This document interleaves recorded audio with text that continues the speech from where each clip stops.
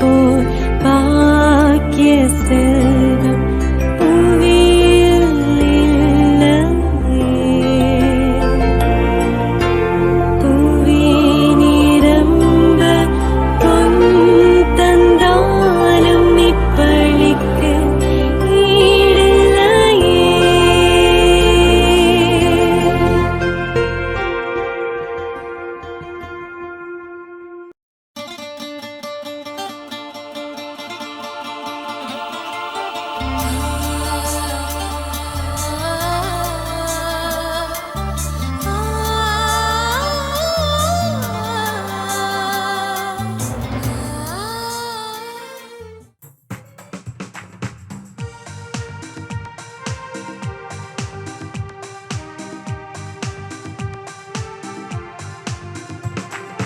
வாருங்கள் இறை மக்களே, கடல் அலையெனவே வாரி.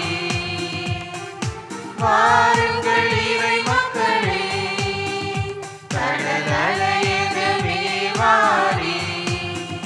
நாம் அன்புள்ளம் கொண்டு ஓரினமாக அவர் புகழ் பாடிடுவோம். நாளும் அவர் வழி வாழ்ந்திடுவோம். வாருங்கள் இறை மக்களே, கடல் அலையெனவே வாரி.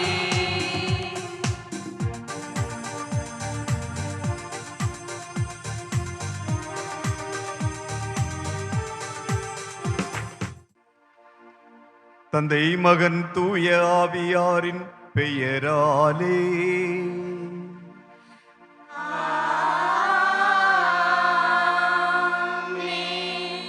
நம் ஆண்டவராகிய இயேசு கிறிஸ்துவின் அருளும் கடவுளின் அன்பும் தூய ஆவியின் நட்புறவும் உங்கள் அனைவரோடும் இருப்பதாக.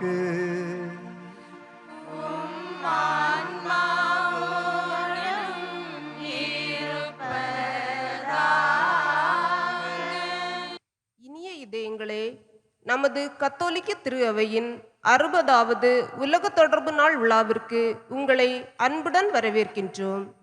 மனிதர்களின் முகங்களையும் குரல்களையும் பாதுகாக்க வேண்டும் என்ற மைய கருத்துடன் செயற்கை நுண்ணறிவு பயன்படுத்துதலில் நமது கற்றல் ஆர்வம் மற்றும் பொறுப்புணர்வை குறித்து பகுப்பாய்வுடன் கூடிய கலந்துரையாடலுடன் இந்த 60வது உலக தொடர்பு நாளை கொண்டாட நமது திருத்தந்தை லியோ அவர்கள் நமக்கு சிறப்பு அழைப்பு விடுத்துள்ளார். எண்ணிம தொழில்நுட்ப வளர்ச்சி எல்லையை கடந்த வளர்ச்சியாக இருந்தாலும் கடவுளின் உயரிய படைப்பாகிய நமது மனித அறிவுக்கு கட்டுப்பட்டு செயல்படும் வளர்ச்சியாக அமைக்க வேண்டிய பொறுப்புணர்வு பொதுநலன் மனித குலத்திற்கு உள்ளது. எண்ணிம தொழில்நுட்ப வளர்ச்சியில் அடுத்த கட்டமான செயற்கை நுண்ணறிவு நமது அன்றாட வாழ்வில் முக்கிய பங்காற்றும் இக்காலத்தில் நமது அறிவின் ஆற்றல்களையும் கற்பனை திறனையும் செயற்கை நுண்ணறிவு குறியீட்டுக்கு கையளித்து விடாமல் அறநெறியுள்ள பாதுகாப்பை உறுதி செய்ய வேண்டியது நமது முதன்மையான கடமையாகவும் உள்ளது. ஆகவே செயற்கை நுண்ணறிவு உரையாடல் எந்திரங்களுக்கு பதிலாக உணர்வுள்ள உறவுகளோடு உரையாடவும், செயற்கை நுண்ணறிவிடம் தகவல்களை கொடுப்பதற்கு பதிலாக நமது மூளையில் தகவல்களை சேகரித்து அறிவை பெருக்கிக் கொள்ளவும், செயற்கை நுண்ணறிவின் ஆற்றலை கண்டு வியப்புறுவதற்கு பதிலாக நமது அறிவாற்றலால் செயற்கை நுண்ணறிவை பொதுநலனுக்காக பாதுகாப்புடன் பயன்படுத்த கற்றுக்கொள்ளவும் நாம் இன்றே உறுதியான முடிவெடுக்க வேண்டும். அன்பு மற்றும் அமைதி நிறைந்த இறையாட்சியை கட்டியெழுப்ப நாம் நம்மை செயற்கை நுண்ணறிவிடம் கையளித்து விடாமல் ஆண்டவரிடம் முழுமையாக கையளிக்க உறுதி கொண்டவர்களாக வாழ அருளாசியர் வேண்டி இறையன்பின் பலியில் பங்கெடுப்போம். வாருங்கள். பலியினை தகுதியான முறையில் ஒப்புக் கொடுக்க தடையாக நாம் செய்திருக்கின்ற குற்றம் குறைகளை ஏற்று மனவருந்தி இறைவனிடம் மன்னிப்பு கேட்போம். எல்லாம் வல்ல இறைவனிடமும் சகோதர சகோதரிகளே, உங்களிடமும் நான் பாவியனை ஏற்றுக்கொள்கிறேன். ஏனெனில் என் சிந்தனையாலும் சொல்லாலும் செயலாலும் கடமைகள் தவறியதாலும் பாவங்கள் பல செய்தேன். என் பாவமே, என் பாவமே, என் பெரும் பாவமே. ஆகையால் எப்பொழுதும் கன்னிகையான புனித மரியாதையும் வானதூதர் புனிதர் அனைவரையும் சகோதர சகோதரிகளே உங்களையும் நம் இறைவனாகிய ஆண்டவரிடம் எனக்காக வேண்டிக் கொள்ள மன்றாடுகிறேன். எல்லாம் வல்ல இறைவன் நம் மீது இரக்கம் வைத்து நம் பாவங்களை மன்னித்து நம்மை நிலைவாழ்விற்கு அழைத்து செல்வாராக. ஆமென். ஆண்டவரே இரக்கமாயிரும். ஆண்டவரே இரக்கமாயிரும். கிறிஸ்துவே இரக்கமாயிரும். கிறிஸ்துவே இரக்கமாயிரும். ஆண்டவரே இரக்கமாயிரும். ஆண்டவரே இரக்கமாயிரும். உன்னதங்களிலே கடவுளுக்கு ஆட்சி உண்டாகுக. உலகினிலே நல்மனத்தோருக்கு அமைதியாகுக. உம்மை புகழ்கின்றோம், உம்மை வாழ்த்துகின்றோம், உம்மை ஆராதிக்கின்றோம், உம்மை மாட்சிப்படுத்துகின்றோம். உமது மேலான மாட்சியின் பொருட்டு உமக்கு நன்றி கூறுகின்றோம். ஆண்டவராகிய இறைவா, வானுலக அரசரே, எல்லாம் வல்ல தந்தையாகிய இறைவா, ஒரே மகனாய் உதித்த ஆண்டவர் இயேசு கிறிஸ்துவே, ஆண்டவராகிய இறைவா, இறைவனின் செம்மறியே, தந்தையின் திருமகனே, தந்தையின் திருமகனே, உலகின் பாவங்களை போக்குபவரே, எங்கள் மேல் இரக்கமாயிரும். உலகின் பாவங்களை போக்குபவரே, எங்கள் மன்றாட்டை ஏற்றருளும். தந்தையின் வலப்பக்கம் வீற்றிருப்பவரே, எங்கள் மேல் இரக்கமாயிரும். ஏனெனில் இயேசு கிறிஸ்துவே நீர் ஒருவரே தூயவர், நீர் ஒருவரே ஆண்டவர், நீர் ஒருவரே உன்னதர். தூய ஆவியாரோடு தந்தையாகிய இறைவன் ஆட்சியில் இருப்பவர் நீரே.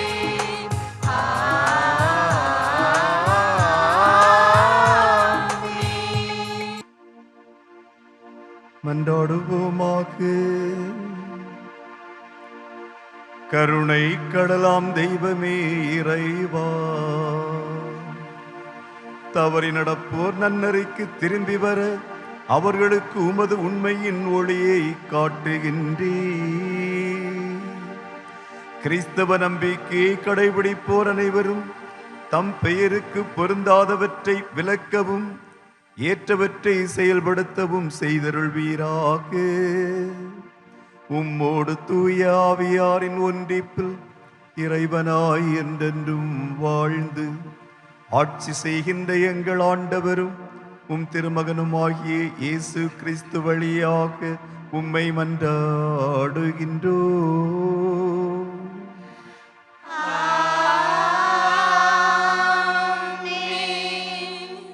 முதல் வாசகம்.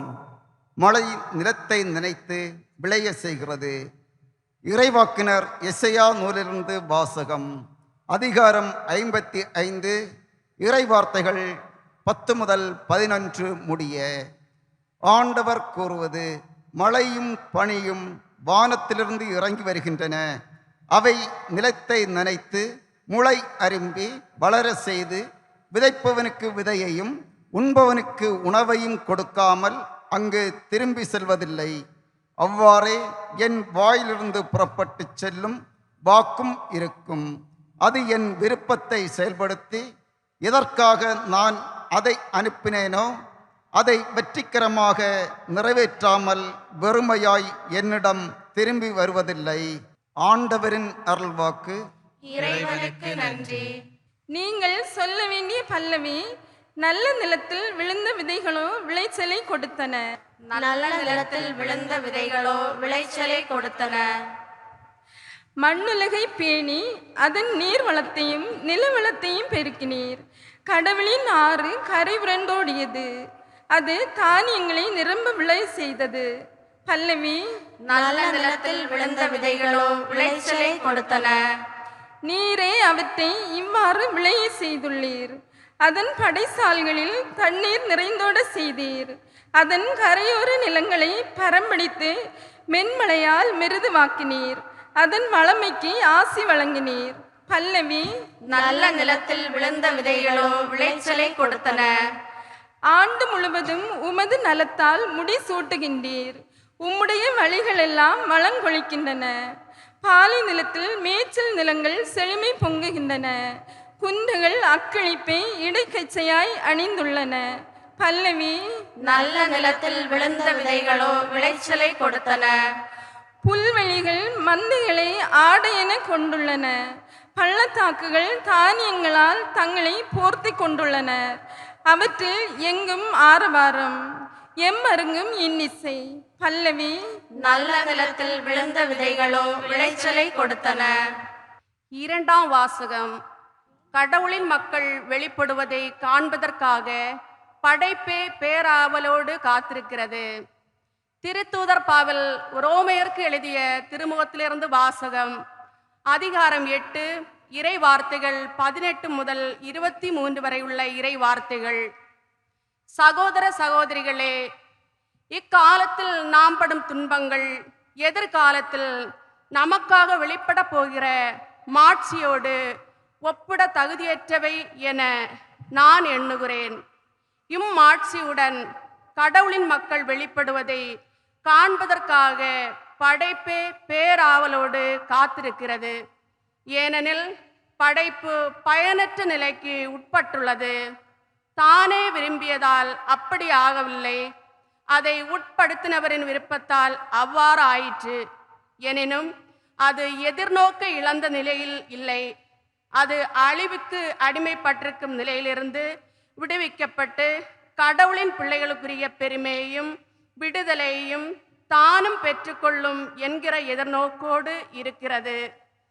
இந்நாள் வரை படைப்பு அனைத்தும் ஒருங்கே பேறுகால வேதனையுற்று தவிக்கின்றது என்பதை நாம் அறிவோம்.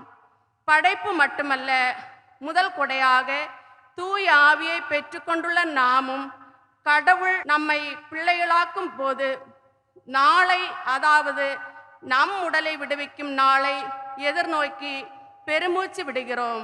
ஆண்டவரின் அருள்வாக்கு. இறைவனுக்கு நன்றி.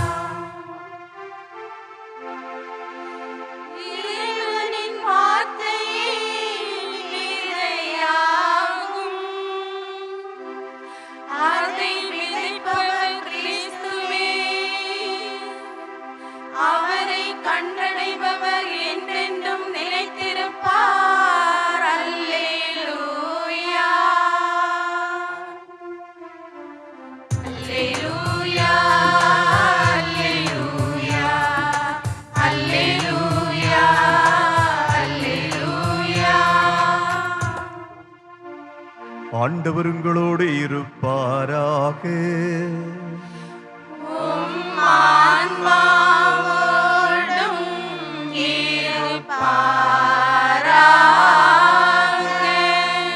மத்தேயு எழுதிய நற்செய்தியிலிருந்து வாசகம்.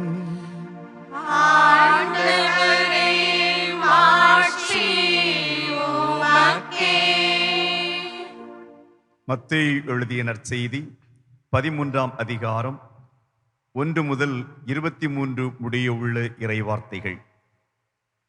அக்காலத்தில் இயேசு வீட்டிற்கு வெளியே சென்று கடலோரத்தில் அமர்ந்தார். மக்கள் பெரும் திரளாய் அவரிடம் ஒன்று கூடி வந்தனர். ஆகவே அவர் படகில் ஏறி அமர்ந்தார். திரண்டிருந்த மக்கள் அனைவரும் கடற்கரையில் நின்று கொண்டிருந்தனர்.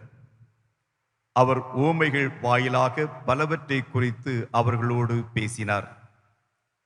விதைப்பவர் ஒருவர் விதைக்கச் சென்றார். அவர் விதைக்கும் பொழுது சில விதைகள் வழியோரம் விழுந்தன. பறவைகள் வந்து அவற்றை விழுங்கிவிட்டன. வேறு சில விதைகள் மிகுதியாக மண் இல்லா பாறை பகுதிகளில் விழுந்தன. அங்கே மண் ஆழமாக இல்லாததால் அவை விரைவில் முளைத்தன. ஆனால் கதிரவன் மேலே எழ அவை காய்ந்து வேர் இல்லாமையால் கருகி போயின. மற்றும் சில விதைகள் முட்செடிகளின் இடையே விழுந்தன. முட்செடிகள் வளர்ந்து அவற்றை நெருக்கிவிட்டன. ஆனால் இன்னும் சில விதைகள் நல்ல நிலத்தில் விழுந்தன. அவற்றுள் சில 100 மடங்காகவும் சில 60 மடங்காகவும் சில 30 மடங்காகவும் விளைச்சலை கொடுத்தன. கேட்க செவியுள்ளோர் கேட்கட்டும் என்றார். சீடர்கள் அவர் அருகே வந்து, ஏன் அவர்களோடு உவமைகள் வாயிலாக பேசுகின்றீர் என்று கேட்டார்கள். அதற்கு இயேசு அவர்களிடம் மறுமொழியாக கூறியது, விண்ணரசின் மறைபொருளை அறிய உங்களுக்கு கொடுத்து வைத்திருக்கின்றது, அவர்களுக்கோ கொடுத்து வைக்கவில்லை. உள்ளவருக்கு கொடுக்கப்படும், அவர் நிறைவாக பெறுவார். மாறாக இல்லாதவரிடமிருந்து உள்ளதும் எடுக்கப்படும். அவர்கள் கண்டும் காண்பதில்லை, கேட்டும் கேட்பதில்லை, புரிந்து கொள்ளுவதும் இல்லை. இதனால்தான் நான் அவர்களோடு உவமைகள் வாயிலாக பேசுகின்றேன். இவ்வாறு எசையாவின் பின்வரும் இறைவாக்கு அவர்களிடம் நிறைவேறுகிறது. நீங்கள் உங்கள் காதால் தொடர்ந்து கேட்டும் கருத்தில் கொள்வதில்லை, உங்கள் கண்களால் பார்த்து கொண்டே இருந்தும் உணர்வதில்லை. இம்மக்களின் நெஞ்சம் கொழுத்து போய்விட்டது, காதும் மந்தமாகிவிட்டது. இவர்கள் தம் கண்களை மூடிக்கொண்டார்கள்.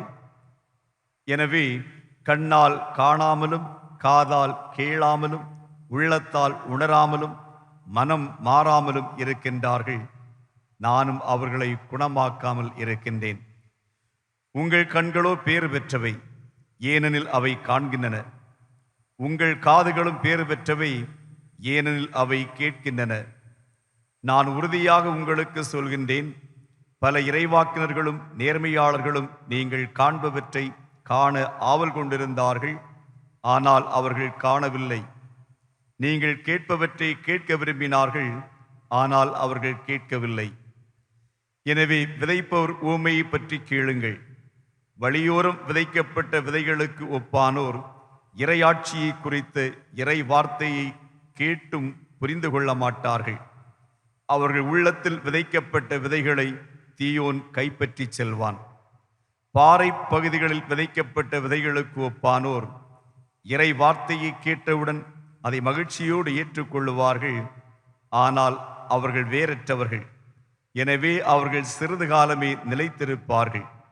இறை வார்த்தையின் பொருட்டு வேதனையோ இன்னலோ நேர்ந்தவுடனே தடுமாற்றம் அடைவார்கள்.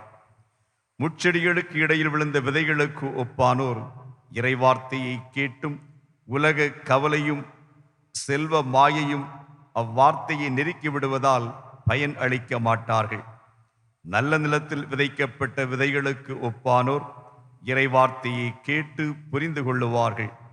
இவர்களுள் சிலர் 100 மடங்காகவும் சிலர் 60 மடங்காகவும் சிலர் 30 மடங்காகவும் பயனளிப்பர்.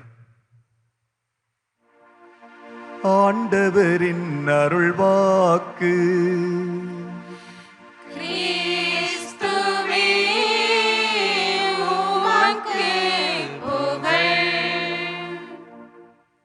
கிறிஸ்து இயேசுவில் அருமையான சகோதர சகோதரிகளை, பொதுக்காலத்தின் 15வது ஞாயிற்றுக்கிழமையாகிய இன்றைய நாளை நம் திரு அவை 60வது உலக தொடர்பு நாளாக கொண்டாடுகின்றது. நம் திருத்தந்தை 14ஆம் லியோ இன்றைய நாளுக்கான மையச் செய்தியாக மனிதர்களின் முகங்களையும் குரல்களையும் பாதுகாப்போம் என்பதை தந்திருக்கின்றார்கள். மனிதர்களுடைய முகங்களையும் குரல்களையும் பாதுகாப்போம் என்று ஒரு செய்தியை கொடுத்திருக்கின்றார் என்றால், இந்த முகங்களுக்கும் குரல்களுக்கும் என்ன நேர்ந்தது? ஏதாவது பாதிப்பு ஏற்பட்டிருக்கின்றதா? நெருக்கடிகள் ஏற்பட்டிருக்கின்றதா? அப்படி ஒரு சூழல் நேர்வதற்கு காரணம் என்ன என்பவற்றை பற்றி திருத்தந்தை லியோ அவர்கள் மகத்தான மானுடம் என்ற தன்னுடைய திருத்தூது மடலிலே மக்கள் பயன்பெற வேண்டும் என்று என்னென்ன தொழில்நுட்பங்கள் வளர்கின்றதோ அது மக்களுக்கு நலம் பயக்கின்றது. ஆனால் லாபத்தை பெற வேண்டும் என்கின்ற லாப நோக்கிலே தொழில்நுட்பங்கள் வளருகின்ற பொழுது அது மக்களுடைய முகங்களையும் மக்களுடைய குரலையும் பாதிக்கின்றது என்பதை தெளிவாக அதிலே விளக்கி காட்டுகின்றார். இன்றைய சூழலில் செயற்கை நுண்ணறிவின் வழியாக வளர்ந்துவிட்ட தொழில்நுட்பத்தின் காரணமாக பலவிதமான வளர்ச்சிகள் ஏற்பட்டிருக்கின்றது, மாற்றங்கள் உருவாகி இருக்கின்றது. மனிதன் உண்மையிலே பல விதங்களில் பாதுகாக்கப்படுகின்றான் என்பது உண்மை. எனினும் அதனுடைய மறுபக்கம் லாப நோக்கிற்காக அது பயன்படுத்தப்படுவதனால் மனித முகங்கள் சிதைக்கப்பட்டிருக்கின்றது, மனிதனுடைய குரல் ஒடுக்கப்பட்டிருக்கின்றது என்பதும் உண்மை. இன்றைக்கு ஆப் வழியாக தொடர்பு கொள்வதன் மூலம் நாம் சில புதிய தொடர்புகளை வளர்த்து கொள்ள முடியும். அதற்கு பயன்படுகின்ற ஒரு தொழில்நுட்பம். இன்றைக்கு ஆயிரக்கணக்கான இளைஞர்களும் முதியவர்களும் இதிலே வீழ்ந்து கிடக்கின்றார்கள் என்பது உண்மை. இந்த இயந்திரம் நம்முடைய ஒரு உணர்வை ஏற்படுத்துகின்றது. அவர்களோடு தொடர்பு கொண்டு மகிழ்ச்சியாக இருப்பதாக ஒரு உணர்வை ஏற்படுத்துகின்றது. இப்படிப்பட்ட ஒரு உணர்விலே இன்றைக்கு ஆயிரக்கணக்கானோர்கள் வீழ்ந்து கிடக்கின்றார்கள். இந்த தொழில்நுட்ப வளர்ச்சி என்பது சக மனிதனோடு நாம் கொண்டிருக்க வேண்டிய உறவுகளை முறித்துவிட்டு இயந்திரத்தோடு தொடர்ந்து நம்மை உறவு கொள்ள அதோடு செயல்பட வைக்கின்றது. ஏனென்றால் இது முதலாளிகளுக்கு லாபம் கொடுப்பது. எவ்வளவு நேரம் இந்த செயலிகளை பயன்படுத்துகின்றார்களோ அவ்வளவு தூரம் அவர்கள் லாபத்தை சம்பாதித்துக் கொள்ளுகின்றார்கள். ஆனால் உண்மையிலே நடைபெறுவது என்ன? மனிதன் தன்னுடைய சகோதர சகோதரிகளோடு உறவுகளோடு நட்புகளோடு இணைந்து வாழ வேண்டும். அந்த உறவை அவன் முறித்து கொள்ளுகின்றான். எப்படி அவர்களோடு பழக வேண்டும் என்பதையே மறந்து விடுகின்றான். அப்படிப்பட்ட ஒரு பேராபத்தை அது உருவாக்குகின்றது.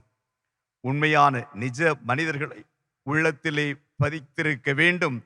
ஆனால் அதற்கு பதிலாக மெய் நிகர் காட்சிகளை உள்ளத்திலே பதித்துக் கொள்வதால் உண்மையான மனித முகம் அழிக்கப்படுகின்றது என்பதே உண்மை. கடவுள் மனிதனை ஆணும் பெண்ணுமாக படைத்தார்.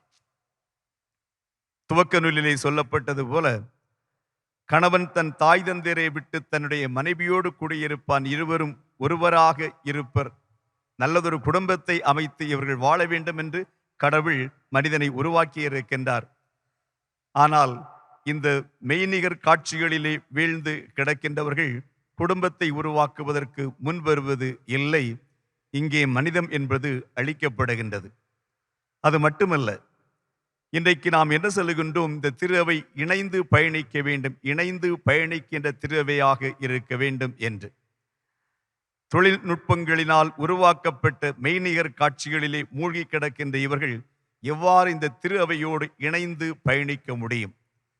தன்னோடு வாழ்கின்ற சகோதர சகோதரிகள், பெற்றோர்கள், உறவுகள், நட்புகள், நோயாளிகள், முதியவர்கள், மாற்றுத்திறனாளிகள் இவர்களோடு சேர்ந்து பயணிக்க வேண்டியவர்கள் இன்றைக்கு இந்த இயந்திரங்களோடு முடங்கி போய்விடுகின்றார்கள்.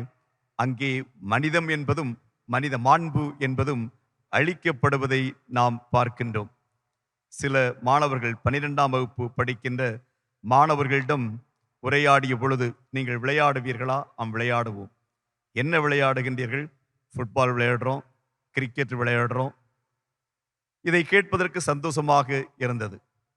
அதை தொடர்ந்து அவர்கள் சொன்னது, பப்ஜி விளையாடுகின்றோம், வீடியோ கேம் விளையாடுகின்றோம். ஃபுட்பால் கிரிக்கெட் எங்கே விளையாடுகின்றீர்கள்? மொபைலில் விளையாடுகின்றோம். உண்மையிலே ஒரு களத்திலே விளையாடுவதன் வழியாக எவ்வளவு தூரம் பயனை ஒரு மனிதன் பெற்றுக்கொள்ளுகின்றான். விளையாட்டு மைதானத்திலே விளையாடுவதன் வழியாக மிகுந்த பயனை ஒருவன் பெற்றுக்கொள்ளுகின்றான். குழுவாக இணைந்து விளையாட வேண்டும். எல்லோரும் ஒரு மனத்தோடு செயல்பட வேண்டும். எல்லோரும் விளையாடுவதற்கு வாய்ப்பு கொடுக்க வேண்டும், விட்டு கொடுக்க வேண்டும். சில வேளைகளில் பிரச்சனைகள் வரும், அதை பேசி தீர்க்க வேண்டும். மிக வேகமான முடிவுகளை எடுக்க வேண்டும். இப்படி பல விதங்களில் ஒரு மனிதன் வளர்கின்றான். ஆனால் மொபைலிலே விளையாடுகின்ற பொழுது அவன் தனித்தே விளையாடுகின்றான். இந்த உறவோடு சேர்ந்து விளையாடுகின்ற எந்த பண்பையும் வளர்க்க முடியாமல் அவன் தனித்து விடப்படுகின்றான் என்பதுதான் உண்மை. இதைவிட மிக அநியாயமான ஒன்று, நம்முடைய வளர்ச்சி முற்றிலுமாக பாதிக்கப்படுகின்றது. நம்முடைய திறமைகளை இந்த இயந்திரங்கள் திருடிக் கொள்ளுகின்றன. செயற்கை நுண்ணறிவு வழியாக உருவாக்கப்பட்ட இயந்திரங்கள் நம்முடைய திறமைகளை திருடிக் கொள்ளுகின்றன என்பது உண்மை. இன்றைக்கு நாம் சிந்திக்க வேண்டியது இல்லை, நமக்காக இயந்திரங்களை சிந்திக்கின்றன. எப்பொழுது எது வேண்டுமானாலும் இயந்திரத்தை கேட்டால் நமக்கு பதிலை சொல்லிவிடுகின்றது. நாம் ஞாபகம் வைத்துக் கொள்ள வேண்டிய அவசியம் இல்லை. பட்டன்களை தட்டினாலே என்ன செய்தி வேண்டுமோ, என்ன தரவு வேண்டுமோ நாம் பெற்றுக்கொள்ளலாம். எந்த வழியில் எங்கே போக வேண்டும் என்று வழியை ஞாபகத்தில் வைத்திருக்க வேண்டிய அவசியம் இல்லை. அதையும் நமக்கு இயந்திரமே சொல்லி தந்துவிடும். எது உண்மை எது பொய் என்று அலசி ஆராய்ந்து மண்டையை போட்டு குழப்பிக்கொள்ள வேண்டிய, மூளையை போட்டு குழப்பிக்கொள்ள வேண்டிய அவசியம் இல்லை. அதையும் இயந்திரங்கள் நமக்காக செய்கின்றன. இப்படி ஒவ்வொரு தனி மனிதனுக்கும் மனித இயல்போடு கூடிய பண்புகள், திறமைகள் எல்லாவற்றையும் ஒன்றொன்றாக இந்த இயந்திரங்களே இன்றைக்கு புடுங்கிக் கொள்ளுகின்றன. உண்மையிலே மனித முதங்கள் அங்கே அழிக்கப்படுகின்றன, சிதைக்கப்படுகின்றன என்பதே உண்மை. எனவேதான் இந்த முகங்களை பாதுகாக்க வேண்டிய ஒரு சூழலுக்கு நாம் தள்ளப்பட்டிருக்கின்றோம் என்று திருத்தந்தை அவர்கள் அறிவுறுத்துகின்றார்கள். சரி, முகங்களை பாதுகாக்க வேண்டும், குரல்களை ஏன் பாதுகாக்க வேண்டும்? குரல்களை அது எப்படி பாதிக்கின்றது? மனிதனுக்கு குரல் என்பது மிக மிக முக்கியமான ஒன்று. ஒரு செய்தியை நான் என்னுடைய பெற்றோரிடமோ, நண்பர்களிடமோ, உறவினர்களிடமோ நான் பகிர்ந்து கொள்ளுகின்றேன் என்றால், நான் என்ன சொல்ல நினைக்கின்றேன் என்பதை என்னுடைய வார்த்தைகள் வெறும் 7% சொல்லுகின்றன. வார்த்தைகள் வெளிப்படுத்துவது 7%. அந்த குரல் ஏற்றத்தாழ்வு, வாய்ஸ் மாடுலேஷன் என்று சொல்லுவோமே, அந்த குரல் ஏற்றத்தாழ்வு 38% செய்தியை சொல்லுகின்றது. உடல் மொழி 55% செய்தியை சொல்லுகின்றது. இதில் அந்த குரல் என்பது, வாய்ஸ் மாடுலேஷன் என்பது மிக மிக முக்கியமான ஒன்று. ஒரு வார்த்தையை சொல்லுகின்ற பொழுது மனவேதனையோடு சொல்லுகின்றேனா, மகிழ்ச்சியோடு சொல்லுகின்றேனா, சந்தேகத்தோடு பேசுகின்றேனா, அன்போடு பேசுகின்றேனா? இவற்றையெல்லாம் புரிந்து கொள்வது எப்படி புரிந்து கொள்ளுகின்றோம்? குரல் வழியாகத்தான் புரிந்து கொள்ளுகின்றோம். எனவேதான் வார்த்தை சொல்லுவதை விட இந்த குரல் அதிகமாக நம்மை பற்றி வெளிப்படுத்துகின்றது. விடுதலை பயண நூலிலே 3ஆம் அதிகாரத்தில் 7ஆம் வசனத்திலே இறைவன் மோய்சனை நோக்கி கூறுகின்றார், எகிப்தில் என் மக்கள் படும் துன்பத்தை கண்களால் கண்டேன். அடிமைகளைப் போல வேலை வாங்கும் அதிகாரிகளை முன்னிட்டு அவர்கள் எழுப்பும் குரலை கேட்டேன். மக்கள் துன்புறுகின்ற பொழுது இறைவனை நோக்கி கண்ணீர் சிந்தி அழுகின்ற குரலை கடவுள் கேட்டார். அந்த குரலுக்கு பதிலளித்தார். எனவே இஸ்ராயேல் மக்களை எகிப்திய அடிமைத்தலையிலிருந்து விடுவித்தார். நற்செய்தி வாசகங்களிலே அருமையான ஒரு செய்தியை வாசிக்கின்றோம். பர்த்திமேயு என்கின்ற பார்வையற்ற மனிதர், பிச்சை எடுத்துக் கொண்டிருக்கின்றவர், இயேசு வருகின்றார் என்பதை கேள்விப்பட்டதும், இயேசுவே தாவீதின் மகனே என் மீது இறங்கும் என்று மீண்டும் மீண்டும் கத்துகின்றார். அவருடைய அந்த ஏக்க குரலானது இயேசுவினுடைய செவிகளை எட்டுகின்றது. உடனே நின்று அவரை அழைத்து அவருக்கு பார்வையை கொடுக்கின்றார். நல்ல சமாரியன் உவமையிலே பார்க்கின்றோம். எருசலேமிலிருந்து எரிக்கோவிற்கு சென்ற மனிதர் ஒருவரை கள்வர்கள் தாக்குகின்றார்கள். குற்றியராக கீழே வேதனையோடு அவர் படுத்திருக்கின்றார். அவருடைய வேதனையின் முனகல் குரலை குரு ஒருவர் நடந்து செல்லுகின்றார், அவர் கேட்கவில்லை. லேவியர் ஒருவர் செல்லுகின்றார், அவர் கேட்கவில்லை. ஆனால் நல்ல சமாரியன் கேட்கின்றார். அந்த துன்ப குரலை நல்ல சமாரியன் கேட்டதால் உதவி செய்கின்றான், அவர் காப்பாற்றப்படுகின்றார். எனவே மனிதனுடைய குரல் என்பது மிக மிக முக்கியமானது. மனிதன் மகிழ்ச்சியாக இருக்கின்றானா, அழுகின்றானா, துன்பத்தை வெளிப்படுத்துகின்றானா அல்லது நட்பை வெளிப்படுத்துகின்றானா, இவற்றையெல்லாம் புரிந்து கொள்வதற்கு மிக மிக தேவை. ஆனால் எப்பொழுது இந்த மெய்நிகர் காட்சிகள் என்பதை பார்க்கின்றார்களோ, இன்றைய செயற்கை நுண்ணறிவு தொழில்நுட்பம் வழியாக உருவாக்கப்பட்ட செயலிகள் வழியாக, இயந்திரங்கள் வழியாக வருகின்ற குரல்களுக்கு மனிதன் அடிமைப்பட்டு விட்டதால் உண்மையிலே உடன் வாழுகின்ற மனிதர்களுடைய குரலை கேட்பதற்கு தவறிவிடுகின்றான் என்பது இன்றைக்கு நிஜம். தன்னோடு வாழ்கின்ற மனிதர்களுடைய அழுகுரலை, துன்பத்தை, வேதனையை, மகிழ்ச்சியின் குரலை கேட்கவோ அதை உணரவோ முடியாத அளவிற்கு இந்த தொழில்நுட்பங்கள் மனிதனை மாற்றியிருக்கின்றன. இன்றைய நற்செய்தி சொல்வது போல நல்ல விதைகளை நாம் விதைக்க கடமைப்பட்டிருக்கின்றோம். திருச்சபையானது வாழ்விற்கு தேவையான நற்செய்தியை, அறிவுரைகள், சமூக சிந்தனைகள் இவற்றையெல்லாம் நமக்கு தருகின்றன. நம்முடைய உள்ளத்தில் இவை விதைக்கப்படுகின்றது என்றால் அவை நல்ல பலன்களை தர வேண்டும். 30 மடங்கு, 60 மடங்கு, 100 மடங்கு பலன் தருவதற்கு ஏற்றவாறு நம்முடைய வாழ்வின் சூழலை அமைத்து கொள்ள வேண்டும். இந்த தொழில்நுட்பங்கள் இவற்றையெல்லாம் திருடி சென்று விடக்கூடாது. அதற்கான இறையருளை ஆற்றலை மன்றாடி இந்த பலியிலே நாம் இணைவோம். ஆமீன். அனைவரும் எழுந்து நின்று நம்பிக்கை அறிக்கையை பாடுவோம்.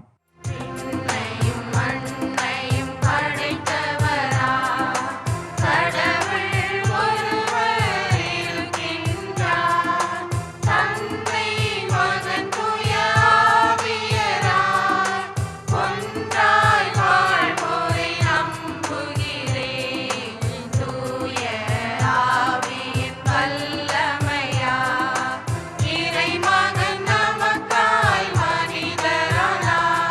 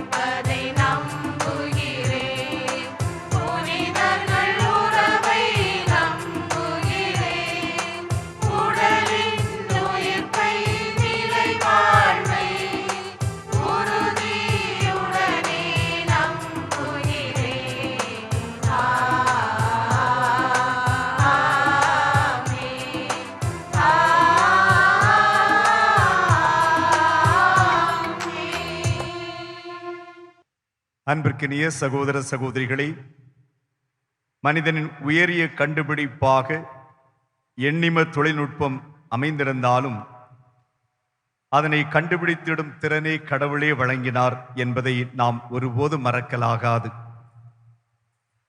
தவிர்க்க முடியாத எண்ணிம தொழில்நுட்ப வளர்ச்சியில் மனித மாண்பு, அறநெறியுள்ள பாதுகாப்பு, பொறுப்புணர்வு வளர்த்தெடுக்கப்பட வேண்டும். இதற்கு கடவுளின் ஆசீரும் பாதுகாப்பும் மனிதனின் பங்களிப்பும் அவசியம். இதனை உணர்ந்தவர்களாக அர்த்தமுள்ள நம்பிக்கையாளராய் ஒருமனப்பட்ட உள்ளத்தோடு இறைவனிடம் அனைவரும் இணைந்து இறைவேண்டல் செய்வோம். எம் ஆயனே இறைவா, நம் திருத்தந்தை, ஆயர்கள், அருட்பணியாளர்கள், துறவியர் மற்றும் இறைமக்கள் எல்லாரும் எப்படிப்பட்ட எண்ணிம தொழில்நுட்ப வளர்ச்சியிலும் மனித மாண்பு போற்றப்படவும் பாதுகாக்கப்படவும் எப்பொழுதும் தளராமல் அர்ப்பண உணர்வுடன் உழைத்திடும் வரத்தையும் ஞானத்துடன் வழிநடத்தும் வரத்தையும் தந்தருள வேண்டுமென்று உம்மை மன்றாடுகிறோம். ஆண்டவரே, எங்கள் மன்றாட்டை கேட்டருளும். எம் தலைவரே இறைவா, எம் நாட்டு தலைவர்கள் எண்ணிம தொழில்நுட்ப வளர்ச்சியை மேம்படுத்தி தங்களது நாட்டின் தனித்துவத்தை முதன்மைப்படுத்துவதில் கவனத்தை செலுத்தாமல் இவ்வளர்ச்சியை செயல்படுத்தி நாட்டில் வாழும் அனைத்து மக்களின் அன்றாட வாழ்வாதாரத்தை உயர்த்திடவும் கடைமட்ட மக்கள் வரை பாதுகாப்பினை வலுப்படுத்திடவும் என் தலைவர்களுக்கு ஆணவத்திற்கு மாற்றாக அன்பையும் தாண்மைக்கு மாற்றாக உண்மையையும் எம் நாட்டு மக்களுக்கு பாகுபாடினை கடந்த ஒற்றுமை உணர்வையும் அருள வேண்டும் என்று உம்மை மன்றாடுகிறோம். ஆண்டவரே, எங்கள் மன்றாட்டை கேட்டருளும். எம் ஆற்றலானவரே இறைவா, எம் இளையோர், குறிப்பாக ஜென்சி தலைமுறையினர் தம் கைகளில் தவழும் செயற்கை நுண்ணறிவின் ஆற்றல் அறிந்து பொதுநல தேவைக்கு உண்மையுடனும் உணர்வுடனும் அதனை பயன்படுத்தவும் தனிப்பட்ட மனித வாழ்வை கடந்து ஒன்றுபட்ட மனித சமூக வளர்ச்சிக்கு செயல்படுத்தவும் விழிப்புணர்வு மற்றும் பொறுப்புணர்வினை எம் எதிர்கால சொத்தான இளைய தலைமுறையினருக்கு அருள வேண்டுமென்று இறைவா உம்மை மன்றாடுகிறோம். ஆண்டவரே, எங்கள் மன்றாட்டை கேட்டருளும். எம் ஆசானே இறைவா, எம் பெற்றோர் பெரியோர் இக்கால எண்ணிம தொழில்நுட்பமானது தங்களுக்கானது அல்ல என்று கண்டுகொள்ளாமல் ஒதுங்கி வாழ்வதை விடுத்து எமது எதிர்கால தலைமுறையை பாதுகாத்திடும் பொறுப்புணர்வு எங்களிடம்தான் உள்ளது என்பதை உணர்ந்து எண்ணிம தொழில்நுட்ப கற்றல் ஆர்வத்தை வளர்த்து கொள்ளும் பாங்கை அவர்களது உள்ளத்தில் விதைத்திட வேண்டுமென்று உம்மை மன்றாடுகின்றோம். ஆண்டவரே, எங்கள் மன்றாட்டை கேட்டருளும். அனைத்திற்கும் ஊற்றானவரே இறைவா, உலகெங்கும் இல்லந்தோறும் இறையாட்சியை கட்டியெழுப்பி வரும் நமது மாதா தொலைக்காட்சி ஆற்றும் ஊடகவழி நற்செய்தி பணிகளுக்கு ஆசீர் வழங்கும். இப்பணியில் தங்களை இணைத்து கொண்டுள்ள திரு அவை பணியாளர்கள், நன்கொடையாளர்கள், தன்னார்வலர்கள், நிகழ்ச்சி தள பணியாளர்கள், ஜப வீரர்கள் ஆகியோருக்கு ஆசீரளித்து தொடர்ந்து அவர்களது வாழ்வில் நலமும் வளமும் பெருகிட நீர் திருவுளம் புரிய வேண்டுமென்று உம்மை மன்றாடுகின்றோம். ஆண்டவரே, எங்கள் மன்றாட்டை கேட்டருளும். இரக்கத்தின் தெய்வமே இறைவா, உம் பிள்ளைகளாகிய நாங்கள் உம்முடைய திருப்பாதத்திலே சமர்ப்பித்திருக்கின்ற எங்கள் மன்றாட்டுக்களுக்கு கனிவோடு செவிசாய்த்திருளும். தூய ஆவியானவருடைய வழிகாட்டுதலில் எங்களுக்கு நலமானவற்றையே இந்த தொழில்நுட்பங்களில் நாங்கள் தேடவும், எங்களுக்கு தீமை பயக்கின்றவற்றை நாங்கள் விட்டு விலகவும் எங்களுக்கு ஆற்றலும் வல்லமையும் தந்திருளும். எங்கள் ஆண்டவராகிய கிறிஸ்து வழியாக உம்மை மன்றாடுகின்றோம். ஆமென்.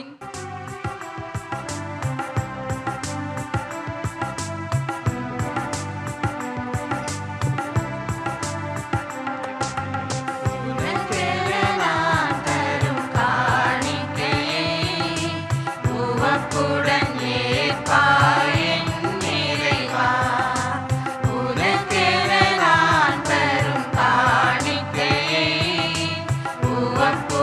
ஏற்பாயின்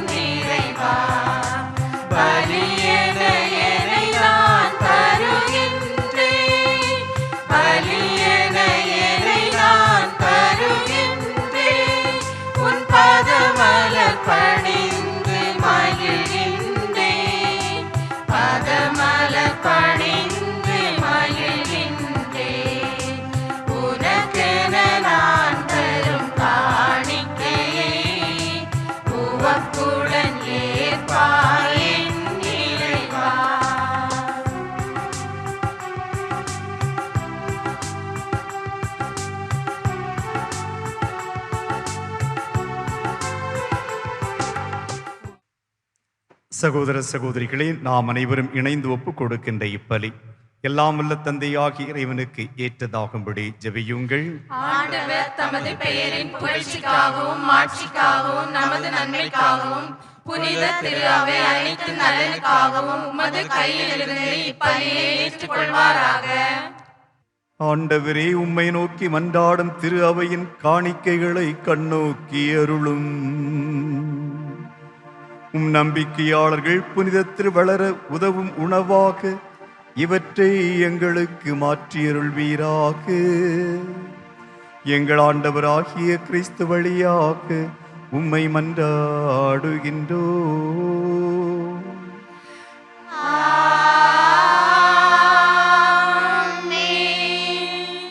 ஆண்டவர் உங்களோடு இருப்பாராக.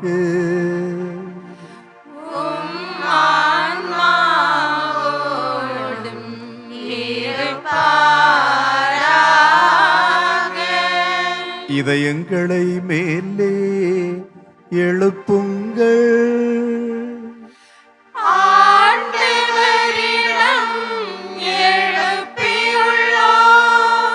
நம் இறைவனாகிய ஆண்டவருக்கு நன்றி பண்பாடுவோம்.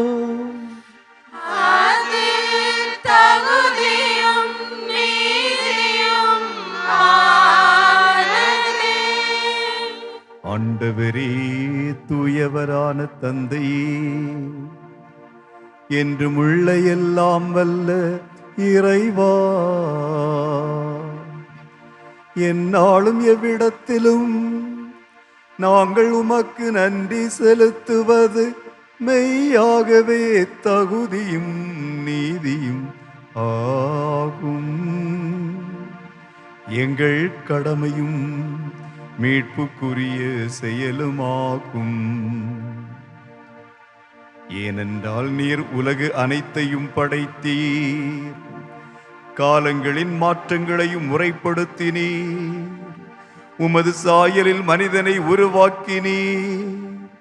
இவ்வுலகின் வியத்தகு பொருட்கள் எல்லாவற்றையும் அவர்களுக்கு பணிய வைத்தீர். இவ்வாறு அவர்கள் உமது படைப்பிற்கள் அனைத்தின் மீதும் பதிலாட்களாக ஆட்சி செலுத்தவும் உமது செயல்களின் மேன்மையை கண்டு உம்மை இடையராது புகழ்ந்தேற்றவும் எங்கள் ஆண்டவராகிய கிறிஸ்து வழியாக செய்தருளினீர். ஆகவே நாங்கள் வானகத் தூதர் அனைவரோடும் ஒன்றிணைந்து உம்மை புகழ்ந்து போற்றி அக்களித்து கொண்டாடி ஆர்ப்பரித்து பாடுவதாவது: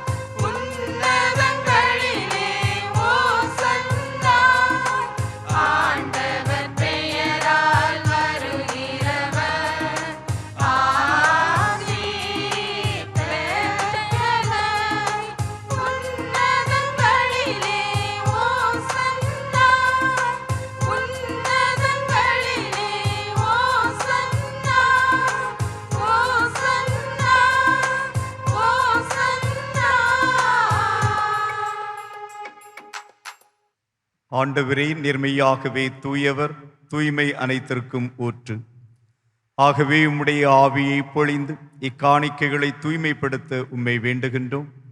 இவ்வாறு எங்கள் ஆண்டவர் இயேசு கிறிஸ்துவின் உடலும் இரத்தமுமாக எங்களுக்கு வை மாறுவனவாக.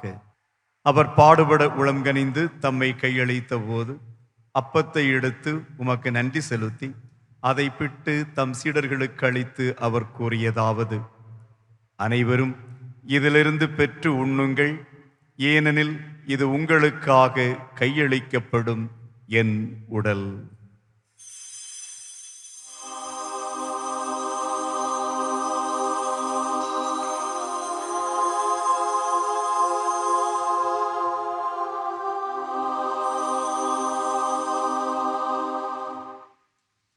அவ்வண்ணமே இரவு விருந்தை அருந்தியபின் கிண்ணத்தையும் எடுத்து மீண்டும் உமக்கு நன்றி கூறி தம் சீடர்களுக்கு அளித்து அவர் கூறியதாவது: அனைவரும் இதிலிருந்து பெற்று பருகுங்கள், ஏனெனில் இது புதிய நிலையான உடன்படிக்கைக்குரிய என் இரத்தத்தின் கிண்ணம். இது பாவ மன்னிப்புக்கென்று உங்களுக்காகவும் பலருக்காகவும் சிந்தப்படும். இதை என் நினைவாகச் செய்யுங்கள்.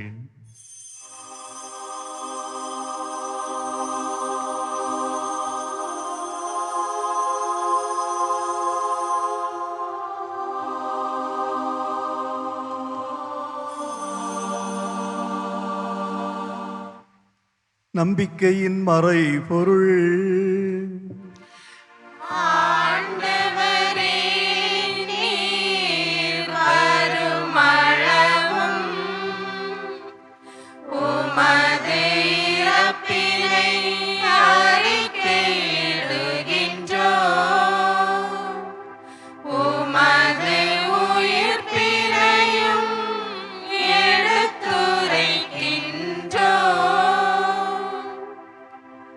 ஆகவே ஆண்டவரே, நாங்கள் கிறிஸ்துவின் இறப்பினையும் உயிர்ப்பினையும் நினைவு கூர்ந்து வாழ்வு தரும் அப்பத்தையும் மீட்பளிக்கும் கிண்ணத்தையும் உமக்கு ஒப்புக் கொடுக்கின்றோம்.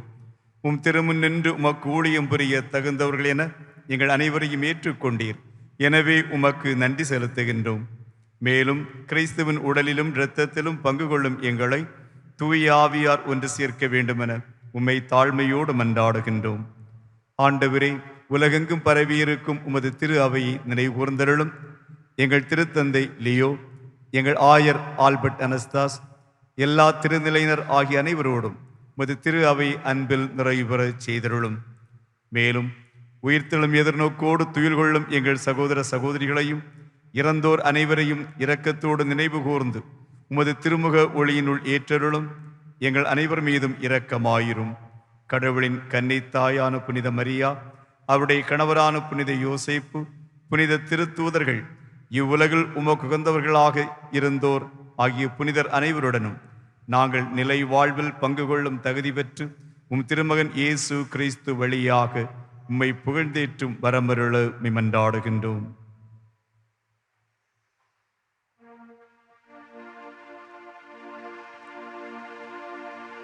இவர் வழியாக இவரோடு இவரில் எல்லாம் வல்ல இறைவனாகிய தந்தையே, தூய ஆவியாரின் ஒன்றிப்பில் எல்லா புகழும் மாட்சியும் என்றென்றும் உமக்கு உரியதே.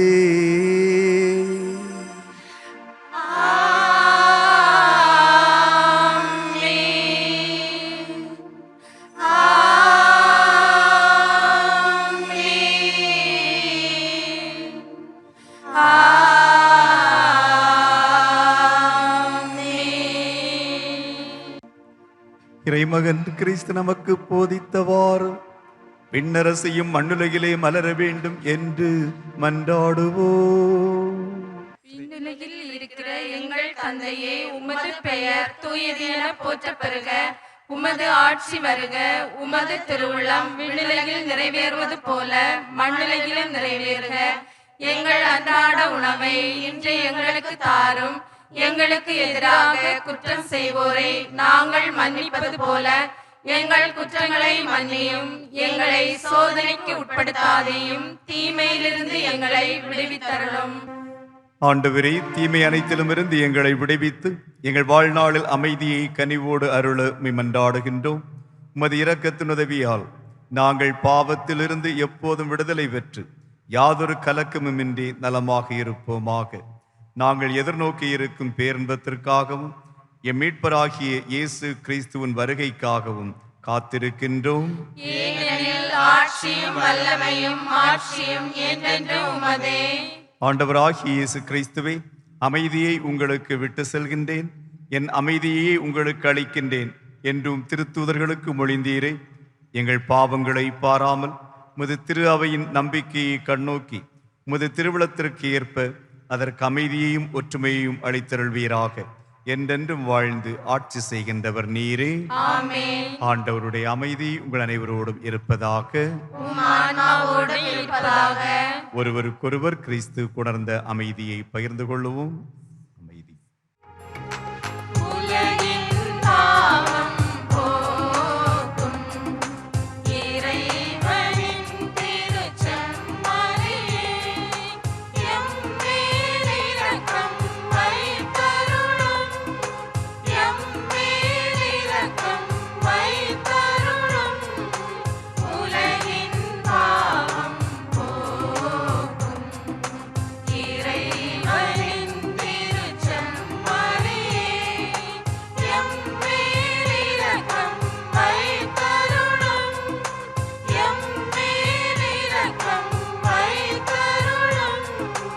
உலகின் பாவம் போக்கும் இறைவனின் திருச்செம்மறியே, எமக்கு அமைதி தந்தருளும், எமக்கு அமைதி தந்தருளும். இதோ இறைவனின் செம்மறி, இதோ உலகின் பாவங்களை போக்குகின்றவர். செம்மறியின் விருந்திற்கு அழைக்கப் பெற்ற நாம் அனைவரும் பேறு பெற்றவர்கள். ஆண்டவரே, நீர் என் இல்லத்தில் எழுந்தருள நான் தகுதியற்றவள். ஆனால் ஒரு வார்த்தை மட்டும் சொல்லியறலாம், எனது ஆன்மா நலமடையும். கிறிஸ்துவின் திருவுடலும் இரத்தமும் நம் அனைவரையும் காத்து நித்திய வாழ்வளிப்பதாக. ஆமீன்.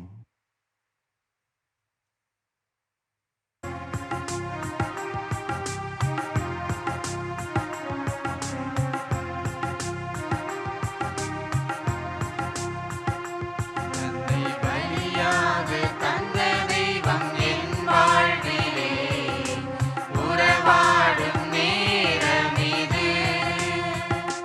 தெய்வ நிலை பற்றி கொள்ளாமல் இறங்கி வந்து இணைகின்ற காலம் இது. தன்னை பலியாக தந்த தெய்வம் என் மன்றாடுவோமாக.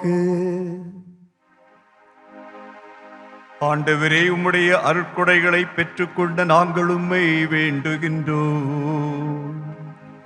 இவ்வாறு இம்மறை நிகழ்வுகளில் நாங்கள் அடிக்கடி பங்கேற்பதால் அவற்றின் மீட்பளிக்கும் பயன் எங்களில் வளர செய்தருளும்.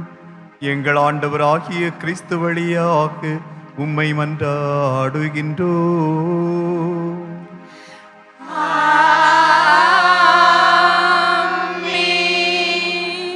ஆண்டவர் உங்களோடு இருப்பாராக. உம் ஆன்மாவோடும்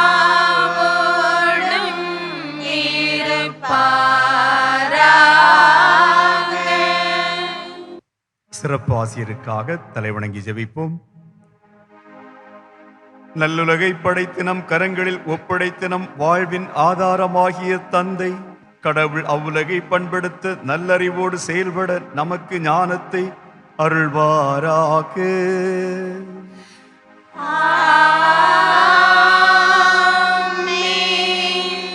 நல்லுலகை படைத்து நம் கரங்களில் ஒப்படைத்த நம் வாழ்வின் ஆதாரமாகிய தந்தை கடவுள் அவ்வுலகை பண்படுத்த நல்லறிவோடு செயல்பட நமக்கு ஞானத்தை அருள்வாராக.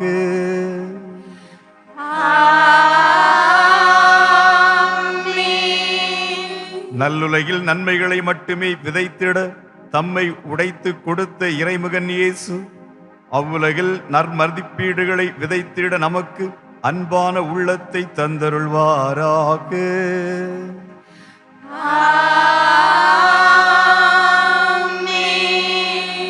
நல்லுலகில் நற்செய்தி மதிப்பீடுகளை நாளு பொழுதும் நினைவூட்டும் தூயாவியானவர் அவ்வுலகில் நாம் இறை ஆட்சி அமைத்திட நமக்கு ஆற்றலை தந்தருள்வாராக.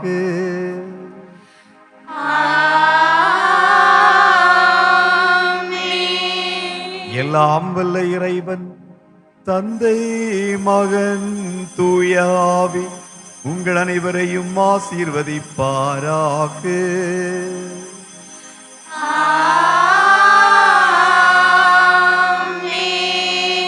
கிறிஸ்துவின் அன்பிலும் அருளிலும் சென்று வாழுவோம். திருப்பலி நிறைவேறிற்று. இறைவனுக்கு